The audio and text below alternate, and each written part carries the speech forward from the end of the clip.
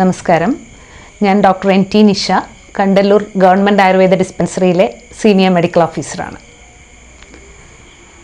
കർക്കിടകം ആരോഗ്യരക്ഷയുടെ കാര്യത്തിൽ മലയാളികൾ ഏറെ നിഷ്കർഷ പുലർത്തുന്ന കാലമാണ്.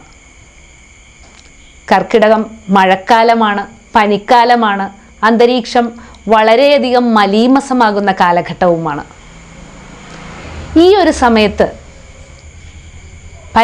പരിസര ശുചീകരണത്തിലൂടെയും ചിട്ടയായി ക്രമപ്പെടുത്തിയ ആഹാരശീലങ്ങളിലൂടെയും അതുപോലെ തന്നെ ദിനചര്യയിലൂടെയുമെല്ലാം മലയാളികൾ വ്യക്തമായൊരു ജീവിതക്രമം ചിട്ടപ്പെടുത്തിയിരുന്നു. അഥവാ ഒരു ചികിത്സാ രീതി തന്നെ ഉയർത്തിപ്പിടിച്ചു കൊണ്ടുവന്നിട്ടുണ്ട്. ഇതിനെയാണ് കർക്കിടക ചികിത്സ എന്നൊക്കെ പറയുന്നത്. ഇതിലേറ്റവും പ്രധാനപ്പെട്ടത്, മഴക്കാലത്തെ ആരോഗ്യ സംരക്ഷണത്തിൻ്റെ കാര്യത്തിൽ ഏറ്റവും പ്രധാനപ്പെട്ടത് പരിസര ശുചീകരണം തന്നെയാണ്. അതോടൊപ്പം കർക്കിടകത്തിൽ ആയുർവേദത്തോട് ബന്ധപ്പെടുത്തി ചിന്തിക്കുമ്പോൾ ഏറ്റവും അധികം കേൾക്കുന്ന വാക്കാണ് കർക്കിടക കഞ്ഞി അഥവാ ഔഷധക്കഞ്ഞി. ഞാൻ നേരത്തെ തന്നെ സൂചിപ്പിച്ചു, പരിസര ശുചീകരണത്തോടൊപ്പം ആഹാരശൈലിയെ ക്രമപ്പെടുത്തിക്കൊണ്ടുള്ള ഒരു രീതിയാണ് കർക്കിടകത്തിൽ അനുവർത്തിക്കുന്നത്. കഞ്ഞി എന്ന് പറയുമ്പോൾ നമുക്കറിയാം ദഹിക്കാൻ ഏറ്റവും എളുപ്പമുള്ളതാണ്. പനിക്കാലത്ത് പ്രത്യേകിച്ച് ആവശ്യമുള്ള ദ്രവാംശവും പോഷകാംശവും ഒരുപോലെ നൽകുന്നതും അതോടൊപ്പം തന്നെ രോഗപ്രതിരോധത്തിനും ആരോഗ്യവർദ്ധനവിനും ഉതകുന്ന ഔഷധാംശങ്ങൾ എത്തിക്കുന്നതിനും സാധിക്കുന്ന വളരെ പ്രയോജനപ്രദമായ ഒരു മീഡിയം കൂടിയാണ് കഞ്ഞി. അതുകൊണ്ട് തന്നെ ആവണം കർക്കിടകത്തിൽ കഞ്ഞി പ്രത്യേകമായി നിർദ്ദേശിക്കപ്പെട്ടിരിക്കുന്നത്. ഇപ്പോൾ മാർക്കറ്റിൽ നമുക്ക് കർക്കിടക കഞ്ഞി കിറ്റുകൾ അവൈലബിൾ ആണ്. എന്നാൽ നമുക്ക് കടയിൽ നിന്ന് വാങ്ങുന്ന വിലയേറിയ ഔഷധക്കൂട്ടുകളുടെ ഒന്നും തന്നെ ആവശ്യമില്ല. മുറ്റത്തേക്ക് ഈ കർക്കിടകമാകുമ്പോൾ ഒന്ന് കണ്ണോടിച്ചാൽ നമുക്ക് ആവശ്യമുള്ള കർക്കിടക കഞ്ഞിക്കുള്ള കൂട്ടുകൾ ലഭിക്കും. മുറ്റത്തേക്കൊന്ന് നോക്കിയാൽ കാണാം, ഈ മഴ വരുമ്പോൾ പൂവാങ്കുറുന്നലും കയ്യോന്നിയും തുമ്പയും കറുകയും എല്ലാം തലപൊക്കി നിൽക്കുന്നത് കാണാം. ഇതിൻ്റെയൊക്കെ ചാറ് പിഴിഞ്ഞെടുത്താൽ നമുക്ക് വളരെയധികം ഔഷധ ഗുണമുള്ള കഞ്ഞിക്ക് വേണ്ട ദ്രവ ഭാഗം ലഭിക്കും.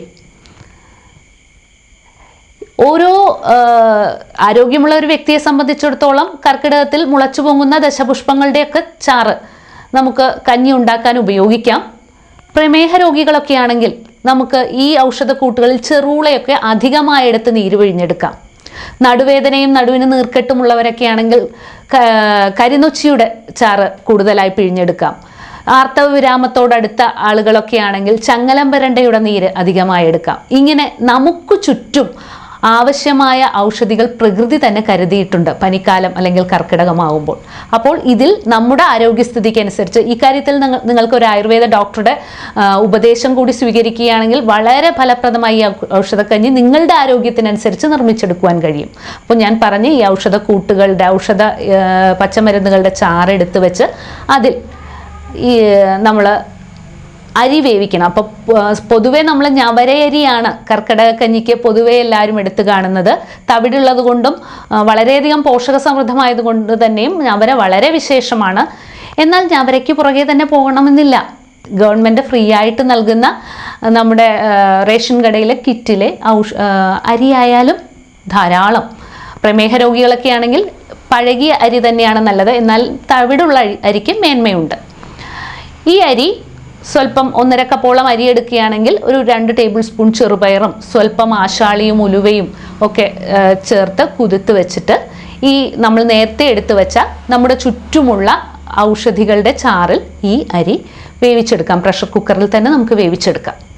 എന്നിട്ട് ഇത് വെന്ത് വരുമ്പോൾ നമുക്ക് സാധാരണ വെള്ളം ഒഴിച്ചാണ് വേവിക്കുന്നതെങ്കിൽ ഒരു പകുതി വേവൊക്കെ കഴിഞ്ഞിട്ട് വേണമെങ്കിൽ ഔഷധച്ചാറ് ചേർക്കാം. അല്ലെങ്കിൽ ഔഷധച്ചാറിൽ തന്നെ നമുക്ക് ഈ കഞ്ഞി വേവിച്ചെടുക്കാം. ഇനി നിങ്ങൾ ഫ്ലാറ്റിലോ മറ്റോ താമസിക്കുകയാണ്, ചുറ്റും പൂവാങ്കുറുന്നലും കയ്യോന്നിയും ഒന്നും ഇല്ല എന്നിരിക്കട്ടെ, നിങ്ങളുടെ മാർക്കറ്റിൽ നിന്ന് നിങ്ങൾക്ക് കുറുന്തോട്ടി വേരും അതുപോലുള്ള ഔഷധങ്ങളൊക്കെ കിട്ടും.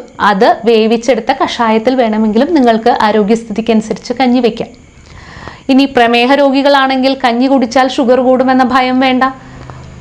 നുറുക്ക് ഗോതമ്പ് ഉപയോഗിക്കാവുന്നതാണ്, റാഗി കഞ്ഞിക്ക് ഉപയോഗിക്കാം.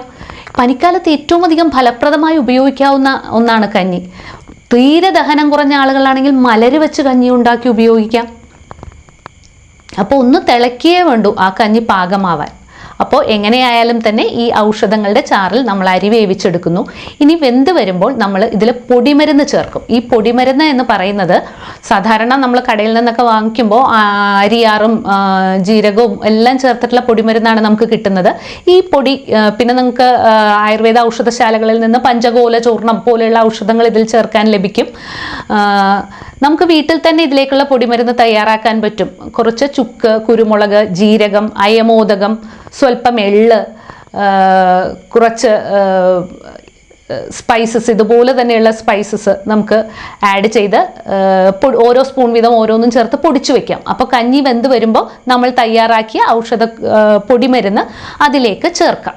ഇത് ചേർത്ത് കഴിഞ്ഞിട്ട് നമ്മുടെ ശരീരത്തിൻ്റെ അവസ്ഥയ്ക്കനുസരിച്ച് ദഹനശേഷിയൊക്കെ ഉണ്ടെങ്കിൽ ഇത് കഴിഞ്ഞ് നല്ല തേങ്ങാപ്പാൽ ചേർത്ത് ഈ കഞ്ഞി വെന്ത് വാങ്ങി അതിൽ കുറച്ച് ഉള്ളിയും ജീരകവും എല്ലാം മൂപ്പിച്ച് ചേർത്ത് ഔഷധക്കഞ്ഞിയായി ഉപയോഗിക്കാം. ഇനി ഔഷധക്കഞ്ഞി എത്ര ദിവസം ഉപയോഗിക്കാൻ പാടില്ലാത്തവരുണ്ടോ എന്നൊക്കെ സംശയമുണ്ടാകാം. തീർച്ചയായും നിങ്ങളൊരു രോഗിയാണെങ്കിൽ ഡോക്ടറുടെ ഉപദേശപ്രകാരം തന്നെയാണ് ഔഷധക്കഞ്ഞി ഉപയോഗിക്കേണ്ടത്. പ്രത്യേകിച്ച് അൾസർ പോലുള്ള അസുഖമൊക്കെ ഉണ്ടെങ്കിൽ അധികം തീക്ഷ്ണമായ ഈ ചുക്ക് പോലുള്ള ഔഷധങ്ങളൊക്കെ നമ്മൾ ഒഴിവാക്കിക്കൊണ്ട് അവരുടെ പ്രകൃതിക്ക് അനുസരിച്ച് ഔഷധങ്ങൾ ചേർത്ത് വേണം നമ്മൾ ഔഷധക്കഞ്ഞി തയ്യാറാക്കേണ്ടത്. പൊതുവെ 7 ദിവസമാണ് നമ്മൾ പൊതുവെ ഇത്തരം ഔഷധക്കൂട്ടുകൾ ഏറ്റവും കുറഞ്ഞ കാലയളവിൽ ഉപയോഗിക്കുന്ന. അത്രയും ദിവസം ഉപയോഗിക്കുമ്പോൾ ഏകദേശം ശരീരത്തിൽ എല്ലാ ധാതുക്കൾക്കും പോഷകം ലഭിക്കും എന്നാണ് നമ്മൾ സങ്കല്പിക്കുന്നത്. ഇങ്ങനെ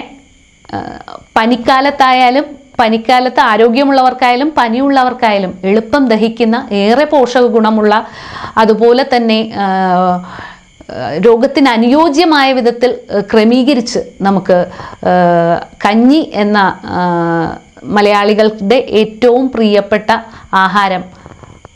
ആഹാരം തന്നെ ഔഷധമാക്കി നമുക്ക് ഉപയോഗിക്കാം. ഇതാണ് കർക്കിടകക്കഞ്ഞി.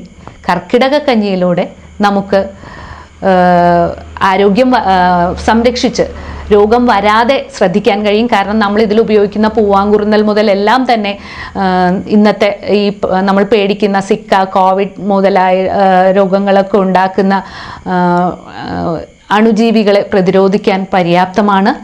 അപ്പോൾ ഈ പനിക്കാലത്ത് പ്രത്യേകിച്ച് സിക്ക, ഡെങ്ക്, കോവിഡൊക്കെ പടരുന്ന ഈ കാലത്ത് വളരെ അനുയോജ്യമായ ആഹാരം തന്നെ ഔഷധമാകുന്ന ഒരു ഔഷധസിദ്ധമായ പ്രയോഗമാണ് കർക്കിടകക്കഞ്ഞി. കർക്കിടക മാസത്തിൽ കഞ്ഞി ഉണ്ടാക്കാൻ സാധാരണയായി ചാറ് പിഴിഞ്ഞെടുക്കാനായിട്ട് എടുക്കുന്നത് ഏറ്റവും അധികം ദശപുഷ്പങ്ങളിൽ നിന്നാണ്.